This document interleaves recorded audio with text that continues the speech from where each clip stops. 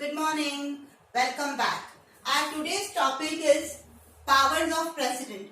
Power of president is divided into two parts, general power and crisis power. Today we are going to discuss general powers of the president. My first point is executive or administrative power. अब यहाँ पर जो president की power है वो general power के अंदर 4 point के अंदर डिस्कस की गई है, जिसका फर्स्ट पॉइंट है एग्जीक्यूटिव और administrative powers. According to article 53 of Indian constitution, the executive power of union will be vested in the hand of president and he can use it. इसका क्या मतलब हुआ कि आर्टिकल 53 जो है इंडियन कॉन्स्टिट्यूशन का, उसके तहत एग्जीक्यूटिव पावर जो है वो पूरी तरीके से प्रेसिडेंट के हाथ में है और वो उसका इस्तेमाल भी करता है. अब इसके एग्जीक्यूटिव के कुछ सब पॉइंट्स, जिसमें फर्स्ट सब पॉइंट है appointment and removal of important officers. हम ये जानते हैं कि सिर्फ अकेला प्रेसिडेंट कुछ नहीं कर सकता, वो अपने खुद के अपॉइंटमेंट के बाद इम्पोर्टेंट ऑफिसर्स के, मिनिस्टर्स के अपॉइंटमेंट चालू करता है, एक टीम बनाना चालू करता है. तो वो सबसे पहले पीएम किसको अपॉइंट करता है? प्राइम मिनिस्टर को. और प्राइम मिनिस्टर की एडवाइस लेकर वो आगे के इम्पोर्टेंट ऑफिसर्स को अपॉइंट करना चालू करता है, जैसे गवर्नर ऑफ द स्टेट, जजेस of supreme court and high court, chairman and members of Union Public Service Commission, foreign ambassadors, auditors, etc. ठीक है. तो फर्स्ट पॉइंट मेरा एग्जीक्यूटिव का बहुत इजी है, that is appointment and removal of important officers. Second point is governance operational power. यहाँ पर president को पूरा राइट दे रखा है कि he can make a joint sitting of both the houses of the parliament. वो एक joint sitting भी ले सकता है. ठीक है.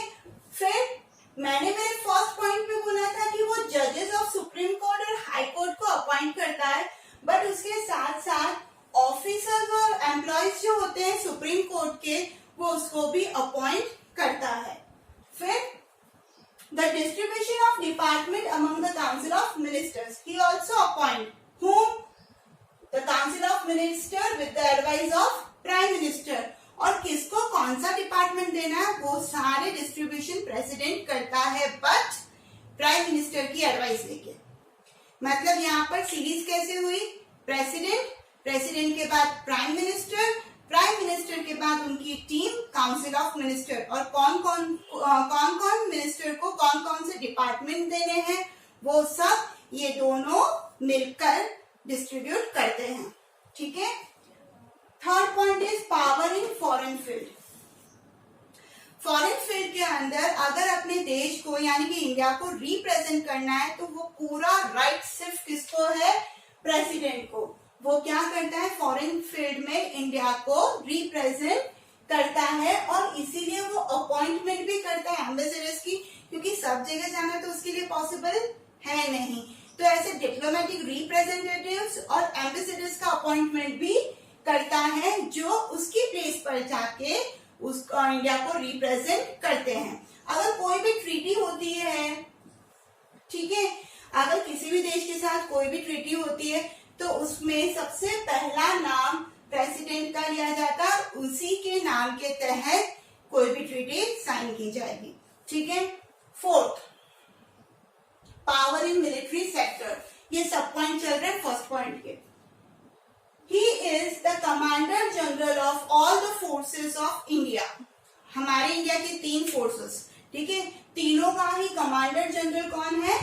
प्रेसिडेंट है. But he cannot declare war or use any force without the permission of parliament. But उनको कोई भी वॉर डिक्लेयर करने का राइट नहीं है. वो किसी भी फोर्स का इस्तेमाल अपने मन मर्जी से नहीं कर सकते, उनको पार्लियामेंट की परमिशन लेनी पड़ेगी. बट इनको कमांडर जनरल बोल रखा है, इसीलिए यहाँ पर ये एज अ पावर उसका इस्तेमाल करते हैं. ठीक है. सेकेंड मेरा इंपॉर्टेंट पॉइंट, फर्स्ट एग्जीक्यूटिव के बाद second point power of president में लेजिस्लेटिव पावर, जिसमें ए आ रहा है एडमिनिस्ट्रेशन ऑफ लेजिस्लेटिव सेक्टर। ठीक है, इसमें ये बोला गया है, जैसे आपने फॉर्मेशन ऑफ लोकसभा मेरा वीडियो देख रखा होगा तो आपने देखा होगा कि प्रेसिडेंट को पूरा राइट है कि वो लोकसभा को डिसॉल्व कर सकता है, और इसीलिए लोकसभा को अपन टेम्पररी हाउस भी कहते हैं। तो यही पावर यहाँ पर आया है, ही कैन डिसॉल्व लोकसभा। ठीक है, secondly sorry, he has power to make a joint sitting of both the houses, दोनों ही हाउसेस की जॉइंट मीटिंग सिटिंग लेने का उनको पूरा राइट है। अब उस जॉइंट सिटिंग के अंदर स्पीच देने का राइट भी किसको है? प्रेसिडेंट को। फिर general policy of governance is announced, अगर कोई भी पॉलिसी फाइनलाइज की जाती है तो उसको अनाउंस करने का अधिकार भी किसको है? प्रेसिडेंट को।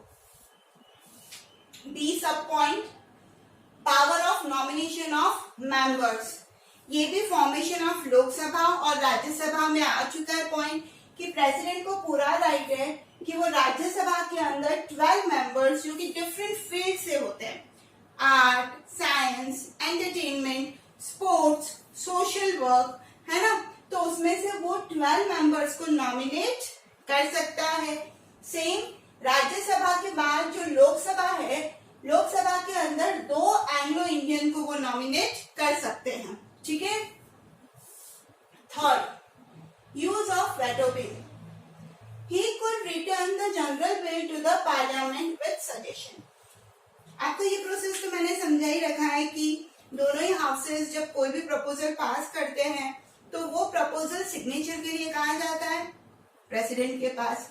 बट मान लीजिए कि प्रेसिडेंट को लग रहा है कि नहीं, इसमें कुछ सजेशंस होने चाहिए जो उनके हिसाब से है, तो वो लिख के उस जनरल बिल को वापस पार्लियामेंट में रिटर्न कर सकते हैं। बट अब ये पार्लियामेंट के ऊपर है कि वो उस जनरल बिल को सजेशन सहित एक्सेप्ट करे या एक्सेप्ट नहीं करे। बट जब सेकेंड टाइम वापस बिल प्रेसिडेंट के पास भेजा जाएगा तो प्रेसिडेंट को सिग्नेचर करना ही पड़ेगा। ठीक है, तो ये एक वीटो बिल है, ये पावर में आ रहा है कि हाँ वो जनरल बिल को एक बार के लिए रिटर्न कर सकते हैं with some suggestions. The last sub point of second point, that is power to issue ordinance. Power to issue ordinance मतलब the president has power to issue ordinance at the time when session is not being held. जब कभी भी parliament के कोई session held नहीं हो रहे, हो ही नहीं पा रहे, तो ऐसे में वहीं से ऑर्डिनेंस इशू करने का अधिकार प्रेसिडेंट को दे रखा है, जो कि अपने आप में बहुत इंपॉर्टेंट है। थर्ड मेरा main point, financial power. The president will be able to maintain the distribution of income and expenditure in front of both the houses of the parliament from the beginning of each financial year. हमें ये पता है कि president का जो tenure है वो 5 years का है, तो हर फाइनेंशियल ईयर की शुरुआत में प्रेसिडेंट क्या करता है? मेंटेन करता है what? Distribution of income and expenditure, कितनी इनकम हुई देश को, कितना एक्सपेंडिचर किया गवर्नमेंट ने, in front of both the houses of the parliament. दोनों ही हाउसेस जो हैं पार्लियामेंट के, उनके सामने वो क्या करता है? ये सारी चीजें शो करता है। ठीक है, last judicial power, appointment of जजेस। हमने देख लिया था कि अपॉइंटमेंट ऑफ बोथ जजेस, लाइक जजेस ऑफ सुप्रीम कोर्ट एंड जजेस ऑफ हाई कोर्ट का अपॉइंटमेंट कौन करता है? President. His approval is necessary in relation to rules related to the work order of the court created by Supreme Court. It means Supreme Court के द्वारा जो work order बनाए जाते हैं, ठीक है, उसके ऊपर किसका अप्रूवल होना कंपलसरी है? प्रेसिडेंट का। He can provide mercy to the person receiving punishment. Very important judicial power दे रखी है प्रेसिडेंट को कि वो प्रोवाइड मर्सी, वो किसी भी ऐसे व्यक्ति को जिनको पनिशमेंट मिल रही है कोर्ट के द्वारा, तो वो उस पे दया दिखा सकते हैं, या फिर he can also have the right to postpone punishment for some time. उनको पूरा राइट भी है ये कि अगर वो चाहे तो वो उस व्यक्ति की जो पनिशमेंट है वो पोस्टपोन भी कर सकते हैं कुछ समय के लिए. ठीक है, तो ये सारी पावर्स हैं, 4 इंपॉर्टेंट पावर, उसके कुछ सब पॉइंट आ रहे हैं. ये वीडियो आप बार बार देखिएगा तो आपको ये सारी पावर अच्छे से याद हो जाएगी. Thank you.